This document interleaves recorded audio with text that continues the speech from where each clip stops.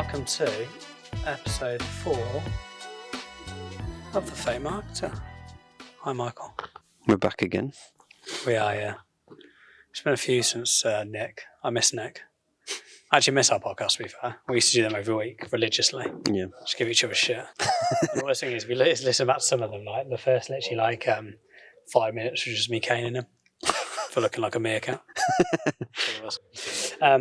But no, we're back. So we just, the last episode was with Callum from the Phone Jacker, legend.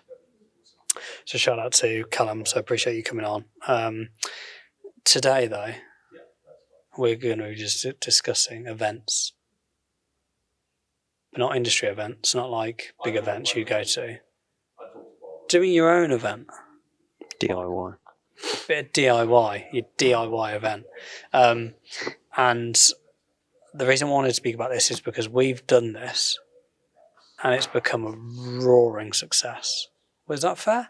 Yeah, I think that's fair to say. I think it's fair, isn't it? Because, we started so a bit of context, So we did speak about this with Nick briefly whenever it was episode 1. But I wanted to go into a little bit more detail actually of what we've done and how I think it should be on everyone's agenda in some description, especially from a cost per acquisition perspective. It's not massively expensive to do, so it makes sense. So obviously we run a social media agency and I got asked to speak at a friend's event up in Hull. So Mike Ellis, who runs 43 Clicks North, invited me up to speak at his event, which was an event for local business owners and marketers to hear from people in that space that can give them some value and hope they can go and sort of implement some of the ideas. And they asked me to come and speak about paid social, which I did. And as I went up there, I can't believe he had 80 people in a room, and he does this quarterly, but wanted to hear from us. I was like, God, this is... Well, first, fucking what 80 people want to hear from me, I don't know. But actually, I was like, God, this is really cool, because Hull's a bit like Leamington. It's not massive, I know it's a city, but it's not. It's quite a small little city. I was like, okay, this is interesting. So I did the talk. It was a brilliant event. It's fantastic. And as I was sort of driving home, going, I wonder if we could blag the same. That was honestly, I was like, could we do something similar? So I text Mike going, look, not that I want to copy, but I do. Would you be okay with me that? And he said, no, I think he's got a little phrase, which is ideas are cheap. So I was like, okay, mate, I'll take that. So I called Olivia and said, I need a logo for an event. And she went, what's it called? And I went, give me 20 minutes. I was in the top town, actually. I was driving back up to the old office. And I was like, what do we call it? Marketing. I wanted to be around marketing. I wanted, people in Leamington and Warwick to have access to speakers about, Google or email or whatever it may be. Yeah. And I thought, marketing. I thought, well, people are trying to always push their businesses forward. Let's call it the marketing push. So I called it back, the marketing push. She's like, okay, what colours? I was like, I don't know, fucking orange, I don't know, whatever, Liv. So I want it the same colour as us. And I was like, well, no, I want it to sort of stand on its own 2 feet. I want it to have its own identity. So she had orange and the push. That was pretty much all she had to go on, bless her. And she came up with a logo, and you've seen the logo now. Yeah. It's cool. So it's still the same logo? Still the same logo, mate. Wow. It's all right, isn't it? No, it's good. There wasn't much thought put to it, I can tell. So got the logo, got the idea, and I then needed a location. So again, the premise was to get local business owners or marketing managers in the area. And, we're quite lucky in Leamington and Warwick. We've got, just so many businesses here, which is fantastic, to come and hear from industry experts. So I first reached out to some friends who I said, look, do me a favour, come and talk about, it was Ollie, actually TikTok, and Dale come and did a bit about Google Analytics, how to read it correctly. And also Matt at Actuate about Magento, so he came and talked, give us to speak. So back in the day there was 3 speakers, not 2, so now there's only 2. And so I was trying to find a location. So got the speakers, hadn't got a date yet because I was trying to find a location.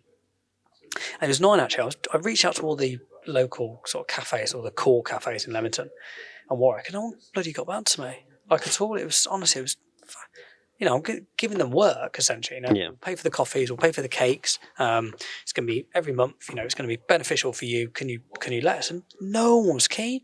It was really strange. Even now, I can't really figure it out. But a good friend of mine has a hairdresser in Warwick called Nash White. It's really, you've been in there, Michael. We don't frequent hairdressers very often. And he said, "Oh, what about upstairs? You can do it in the yoga studio." I was like, "I forgot you're cool. Come and let me have a look." And it was brilliant. I was like, "This is the space. This is it." So he kindly let us have it for free. Just pay for the coffees and cakes downstairs, and just see how many people we've got chairs, and you can, get a projector for the wall. We've got one you can use, all that stuff. So that was it. We just went, right, let's do it. Let's do it. And obviously, like the first few were not shambolic, but like the projector wasn't very good because Whitey's already had one. He didn't actually have one, like one from Amazon, which was like 20 quid. And shit. We had I tried to put one of those sheets on the wall. Oh yeah, the pull down thing. It was like a tent, honestly. It was the worst thing. Like looking back, I was like, it's so embarrassing. But we got people there, and actually the feedback was, look, we know this is like a startup thing. It'll get better, but the content was brilliant. Like the guys who did the speakers were just so good. And it honestly just grew from there. People got wind of it. Luke, an old school friend of mine who was just setting up a video agency at the time, I said, look, why don't you come and sort of co-host it, support it, and you can do some videos so people know who you guys are a little bit more. So Luke did some cool videos and in the early stages, which was good. And yeah, it sort of just went from there. But what the reason I want to go into detail in there is that to start with, it wasn't polished. Even now it's not polished. There's some months where I'm like, oh, fucking hell. The speaker wasn't very good, which is actually, I'm not going to say that at all because that's not fair. We've not had one bad speaker, but there's some months I'm like, oh, that didn't go as well for a number of reasons. Whereas actually, it's never going to be polished from day one. But what has come from it has been incredible. So we've, this will be our 10th one this month. So May, in a couple of weeks, we've got our 10th one. And in that time, we've had over 260 unique people come to that event. Oh, wow. Which is amazing, isn't it? There's figures literally downstairs as you're getting it ready up here. We're at 260. So you've had 260 business owners or marketing people in the local area coming to that event. Now, have we got work from it? Yes, we've got a couple of pieces of work, so it's paid for itself, which in itself is a win. But the credibility and how we're seen locally now is entirely different. Yeah. Like, no one knew who Let's Run Social was. They had no freaking idea. I don't blame them. You don't really want to know. Unless you need us, you don't know. But the trust it's built is incredible. I've had, Vicky, who still works part-time for us, her husband, who works for a really big manufacturer in just outside of Warwick, their marketing manager's like, oh, God, James is famous. I'm like, fuck off, Vicky. She went, honestly, that's the text I got. And she actually showed me the text Paul got. And I was like, wow, the perception of us now is like, okay, you're like, not you're making moves, because that's quite cringe, isn't it? But it was like you're an actual firm. Mm-hmm. Like you actually, you're not sort of faking it. Although we still are, especially at that event. But if we'd have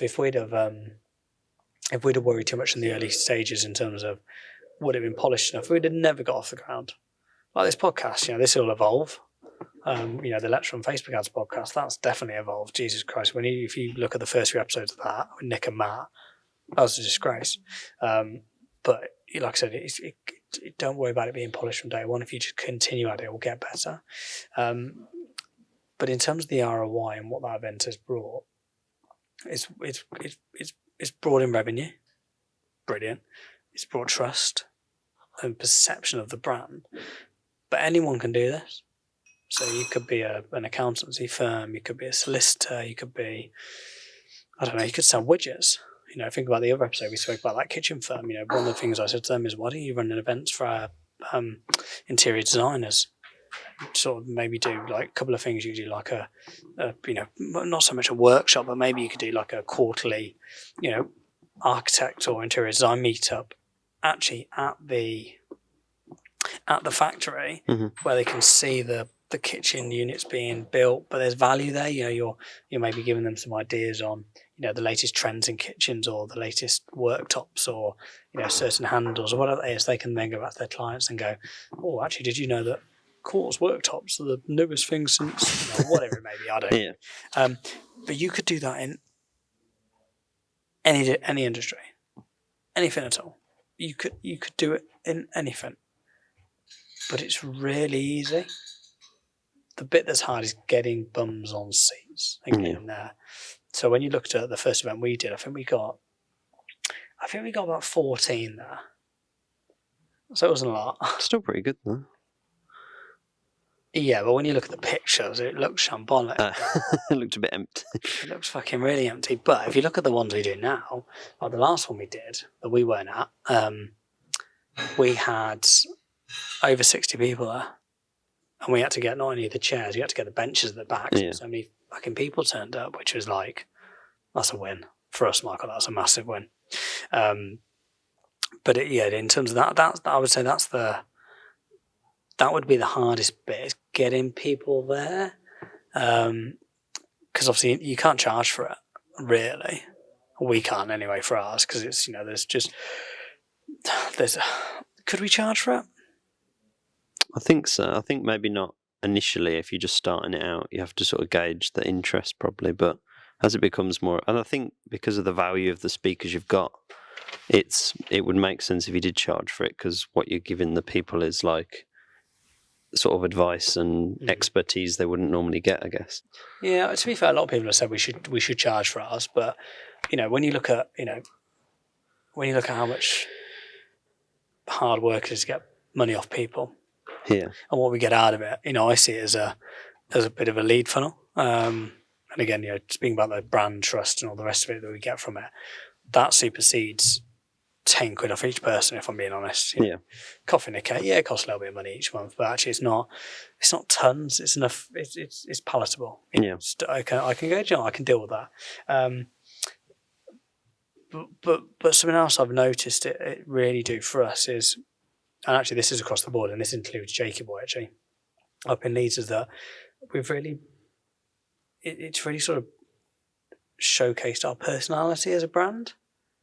So when people see us on social now, and I know we're a social business, we should do more on social, but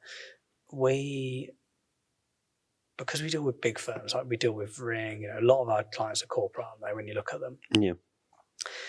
We've got to act in a certain way with some of them, but actually they've not bought into that. They've bought into our personality. They like the ideas we come up with. Some of them are a bit, how they've signed that off, I don't know. but they've really bought into us, and that's something I found really beneficial with this event that we put on, is that the whole business is sort of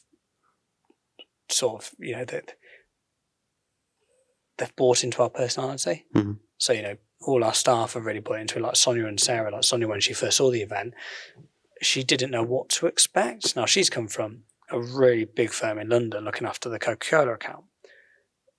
She's then come into Leamington, helping us with a small event. Yeah.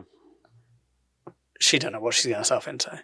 She's like, God, but actually she's seen how we've interacted with them, how we sort of, au pair, is that the right word? Au pair? Like host it. Host it, yeah, that's the right word. How you host the event, really what we're trying to get out of it, the value we're trying to add. And actually it's pretty rubbed off on everyone. Sonia, Sarah, obviously Liv definitely, because obviously Liv helps me with it. But I think it's rubbed off on everyone actually, having that event. And like I said, what it definitely has done is actually the people who are referring us work, they know what they're getting themselves into. Yeah. They sort of know what we're like. We know the personality of the brands. They know how we act, how we operate.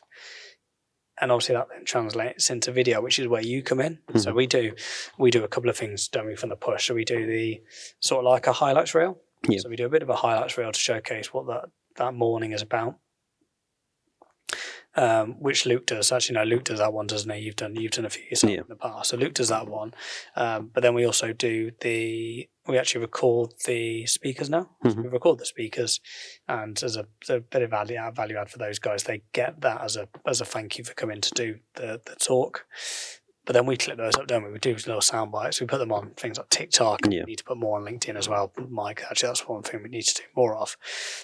But what that means is everyone on social sees that personality as well. Yeah. So it's not just people that attend. You know, I reckon I've had, although we've had two pieces of work from actual physical signed POs, I reckon we've had a dozen referrals. Oh, well. Now, a lot of those have been small, to be fair, which we've not been able to do much with, which is a shame. But it just shows that you're seen in a different light. Yeah. And for the sake of, you know, like I said, it costs us, let's say it costs us 300 quid an event. So about $4,000 a year, give or take. It's not a lot of money in the grand scheme of things. Yeah. I don't get me wrong. I could do it with 300 quid, but it's not a huge amount of money to worry about, really, when you look at, you know, we've just won one piece of business there, which I'm just waiting for the PO for, which will be the third one. And that'll probably pay for that event for about 20 years. Oh, wow. Which is like mind-boggling. Yeah. Like, how we've won that from that event, like, God only knows. But Nick and I did speak about that the other day, actually, didn't we, on the first episode? But yeah, I think yeah, from like an event perspective, I think they're quite daunting, aren't they? Yeah. Scary to stand up and sort of kind of putting on the event, kind of, you have people all kind of look at you and go like, who are you lot to put on an event like this? You've sort of got to have a bit of sort of confidence in your business to kind of say that we're hosting an event like this, kind of. Do you know what, that's really fair, actually, because when I guess, yeah, do you know what, that's a very valid point. I think a lot of businesses will probably go, yeah, actually, am I qualified enough? Yeah. I guess with us, it's so different because we've been doing this for 15 years. A long time. I'm knackered. You know, we've definitely got the t-shirt and, you know, all that stuff. So I guess when we did it, actually, that wasn't one thing that sort of crossed my mind. But actually, as you say it now, I bet it's one that does cross a lot of people's. You know, who am I to do this? You know, that sort of fear factor. Yeah, it's different to like putting out like a post on socials as standing in front of people. Oh, well, like a long form. Hey, this is Instagram's updates this week, which really pissed me off. Fucking hell. Because I've just literally got it from like another news feed. It's like, fucking cut the shit. Like, you're not adding value to fucking anyone. Reels are good. Well done. Fucking brainwave over there. But no, that's fair. Actually, I hadn't thought about it in that way. Because you're right, actually. You know, some firms that probably haven't been going as long as us, you know, want to do an event would go, you know, how can I stand here and tell these people what to do or what not to do, or these are the experts in this market? Yeah. And you're pretty right, actually. I bet a lot of people are like, I'm not qualified for this. We're not good enough. Whereas I guess with us, that wasn't the issue. I think the issue for the bit that was most daunting for me was getting bums on seats. Yeah. Because I remember texting a few of my mates a few days before going, if you're around, do you want a free coffee and a cake? I did. Just come and sit down. I did. Genuinely, I called Tower, who worked for Costa Coffee Express at the time. He was one of the senior product managers. He was like, you in London? He's like, no. I'm like, brilliant. You'll come in. You know, I got Chris, I got a few of us just to come down. I think I got 2 or 3, but I think in terms of legitimate people there's about 14. So It wasn't too bad, but we used email marketing for that, you say, and I don't want to go into another form of that now, but all I did was put a few LinkedIn posts together and did a load of email marketing. And that's how we get them now. So, you know, the event, like I said, this is the 10th one now. For the event we've got on the last Tuesday this month, which is in a couple of weeks' time, we've got 64 signed up so far. So we've got 64 signed up. We will probably go about 50 to 55 actually turn up on the day. Typically we get a really high conversion rate, which is good. But even that I've changed that this month. Because what I've done this month is I've put on, you won't have seen this because obviously you don't sign up for it, but I've actually asked them to pick which drink they want. So is it a latte, is it cappuccino, whatever it is, so that in their head they're Thinking committing. they're going to come, yeah. Well, the commitment. Their Yeah. commitment's there. I've committed to a latte. I've committed to a cappuccino. Now, if they know a cappuccino's waiting for them when they're there, they don't want to not turn up for that because they'll be like, I've taken the piss a bit. Yeah. So we've changed that, and even that's adapted. Even that's changed. This month's going to be cool though. We've got lanyards now. Everyone gets a lanyard. Gone high tech. Right, we've got lanyards. Got our own little thing. Be nice. And you don't know about this yet, which I can say on this. It doesn't matter right now, but on the back of their lanyards, they get a QR code, which is the talks from that month, and then it changes. That's good. So they don't get every talk, because what we don't want is people going, I'll wait. I won't attend this one. I'll watch online. Yeah. Fuck that. The only people that get that lanyard and that specific QR code is for that month. Ah, it's a good idea. Big brain. Big brain, no hair.